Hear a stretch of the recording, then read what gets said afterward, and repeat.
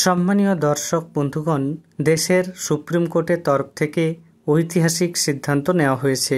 বর্তমানে দেশজুড়ে এসআইআর প্রক্রিয়া চলছে। ইতিমধ্যেই বিহারে ৬৫ লক্ষ মানুষের নাম বাদ গিয়েছে। তারপরেই সুপ্রিম কোর্টের তরফ থেকে নির্বাচন কমিশনকে নির্দেশ দেওয়া হয়েছে নতুন করে আধারকে নথি হিসাবে যুক্ত করতে হবে। অর্থাৎ ইতিপূর্বেই নির্বাচন কমিশন যে 11টি নথির কথা বলেছিল তার সঙ্গে আধারকে যুক্ত করতে হবে। এখন সকলের প্রশ্ন, আধার জমা করলেই কি নতুন তালিকায় নাম তোলা যাবে? সেই সম্পর্কিত বিস্তারিত আপডেট আপনাদের এই ভিডিওতে আমি দেব। এর আগে অনুরোধ, চ্যানেলে নতুন হয়ে থাকলে ছোট্ট চ্যানেলটি সাবস্ক্রাইব করে নোটিফিকেশন অল করে রাখতে ভুলবেন না। দেখুন এ বিষয়ে প্রতিবেদনে কি বলা হয়েছে। বিহারে বাদ ৬৫ লক্ষ ভোটারের নাম, প্রামাণ্য নথি হিসাবে গণ্য হবে আধার কার্ড। পুনর্বিবেচনার আবেদনে আধার জমা করতে পারবেন ভুক্তভোগীরা। এই মর্মে জাতীয় নির্বাচন কমিশনকে বিজ্ঞপ্তি বের করার নির্দেশ দিল সুপ্রিম কোর্ট। পাশাপাশি কেন নাম বাদ দেওয়া হয়েছে সেই কারণ উল্লেখ করে তালিকা প্রকাশেরও আদেশ দিয়েছে শীর্ষ আদালত। বিচারপতি সূর্যকান্ত এবং বিচারপতি জয়মাল্য বাগচির বেঞ্চ বৃহস্পতিবার এই নির্দেশ দিয়েছেন। তারা জানান যে ৬৫ লক্ষ ভোটারের নাম বাদ গিয়েছে, তাদের নামের তালিকা প্রকাশ করতে হবে। কেন নাম বাদ গেল সেই কারণও জানাতে হবে কমিশনকে। এপিক নম্বরের ভিত্তিতে সার্চ করলেও যেন তথ্য পাওয়া যায় সেই ব্যবস্থা করতে হবে। এছাড়াও স্থানীয় বিডিও এবং পঞ্চায়েত অফিসেও এই তালিকা টাঙাতে হবে।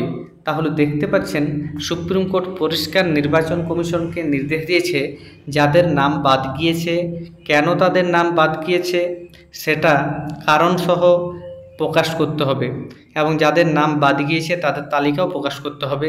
পাশাপাশি আধার কার্ডকে নথি হিসাবে গ্রহণ করতে হবে। তবে এখন প্রশ্ন, আধার কার্ড জমা করলে কি নাগরিক বলে প্রমাণিত হবেন? সেটা নিয়ে কি বলা হয়েছে দেখুন, এখানে বিস্তারিত বলা হয়েছে। একই সঙ্গে আমজনতাকে স্বস্তি দিয়ে সুপ্রিম কোর্টের নির্দেশ, চূড়ান্ত ভোটার তালিকায় নাম ফের অন্তর্ভুক্ত করার জন্য আবেদন করার ক্ষেত্রে আধার কার্ডও প্রামাণ্য নথি হিসাবে গৃহীত হবে। আগামী মঙ্গলবারের মধ্যে নির্বাচন কমিশনকে এই পদক্ষেপগুলি করতে হবে বলে নির্দেশ দিয়েছে দুই বিচারপতির বেঞ্চ।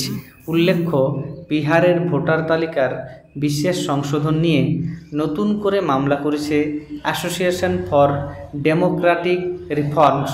মামলাকারীদের দাবি, নির্বাচন কমিশন বলছে বিহারে ৬৫ লক্ষ ভোটারের নাম বাদ পড়েছে, অথচ তাদের কোনো বিবরণ দেওয়া হয়নি।